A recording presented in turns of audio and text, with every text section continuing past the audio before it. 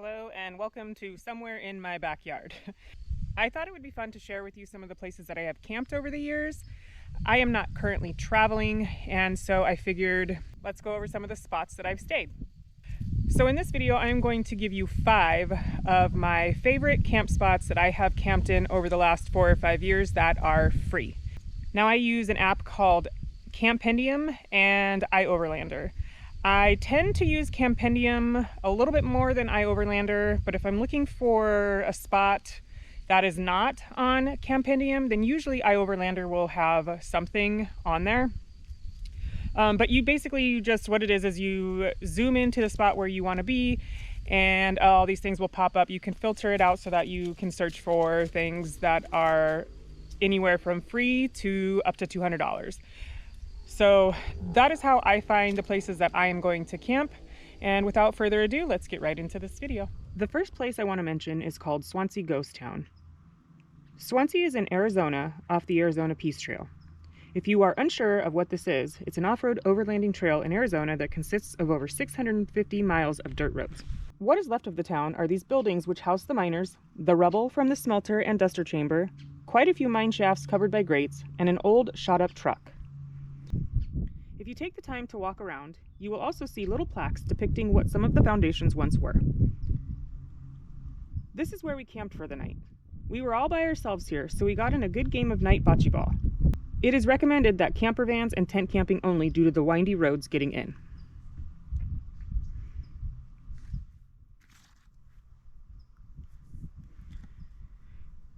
Next is one of my faves and can be located somewhere on the Mojave Road. We stopped to check out the lava tubes, and as it was later in the day, we decided it was time to start looking for a spot to camp. We could have chose one of the many campsites right along the road, but we decided to go off the beaten path and make our way towards this black mountain, and when we found it, it did not disappoint. The lava rock covered the ground and gave it this really cool black look. When we pulled up, we saw 2 rock fire pits and decided that this was a good spot to stop. We set up camp and Adam decided to check the place out. We enjoyed a nice fire, and the next morning, the sunrise was perfect. Adam and Jeremy made their way up to the top of the cinder cone, and here Adam shows us a view from the top. All right, check this out. It's like the cone collapsed and poured out into the valley. The third camping spot is the Pilot Butte Wild Horse Loop in Rock Springs, Green Valley area of Wyoming.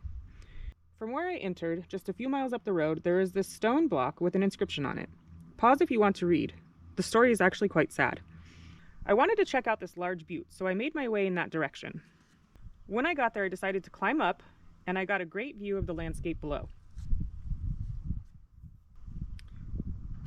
I kept going, and there were many places along the trail that I could have camped. These ones off of this section were not the cleanest, but they had a pretty great view of the town below. I decided to jump on the freeway and get back on the trail from a different spot. And I'm glad I did, because this turned out to be a nice spot to call home for the night. The colors and the rocks here are gorgeous. I camped here overlooking the valley below. At one point, I moved the direction of the Jeep because I had this irrational fear that the brakes were going to give, and I was going to plummet to my death over the side. And I nearly stepped on a rattlesnake in the process. I never did see any wild horses, but there was evidence that they are nearby.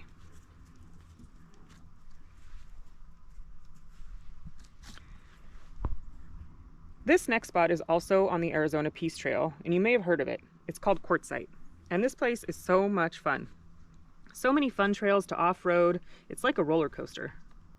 We ended up going up this large mountain, and it was pretty scary, but really fun.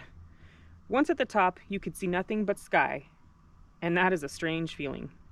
We made our way down and waited for Beth and Jeremy. Dude, coming up, man, that was no joke.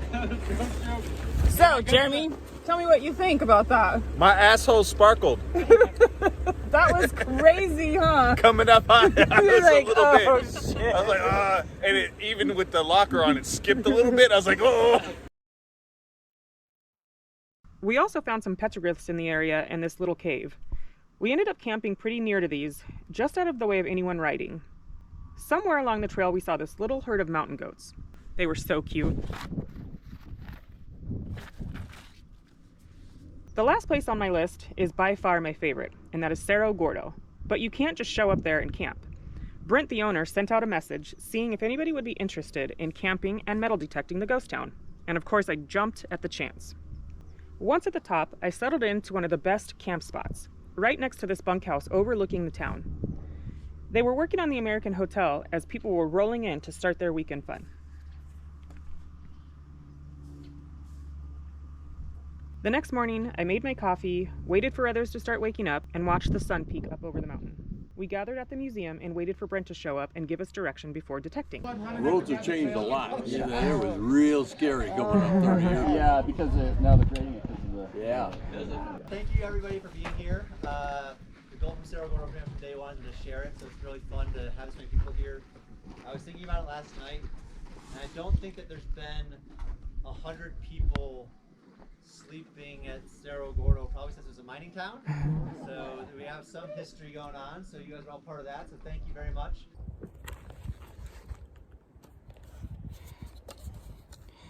This orange juice can, it is metal. This site has been facing down its whole life. A golf ball. Somebody's shooting golf balls around here, or hitting them rather. And then I found 3 of these square head nails. I'm sure these are all over the place, but that is what I have found so far, and it is 12:02. I had the coolest neighbors. We sat and chatted for a while. In the next clip that you're gonna see, I'm holding what my neighbor found the next day while out. It was a can of silver. He gave it to one of the guys that works there, and here I am checking it out. This was the most exciting find of the whole entire metal detecting weekend. Wow. Sweet. Impressive find. You feel it's like heavy. Oh yeah, it is. Oh, that's the can of silver. I thought it was Slow they can. couldn't lift it. Cool. Pretty cool. Yeah. I just found a little pill bottle. Yeah. Yeah, it says pills on it. Pills.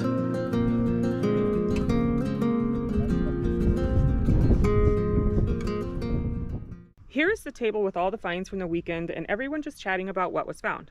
Bones, axes, old beer cans, glass bottles, all kinds of really cool things. If you are interested in seeing any of these videos that I talked about, the places that I camped at, you can find them in the description box down below. I'll go ahead and link them down there for you to check out.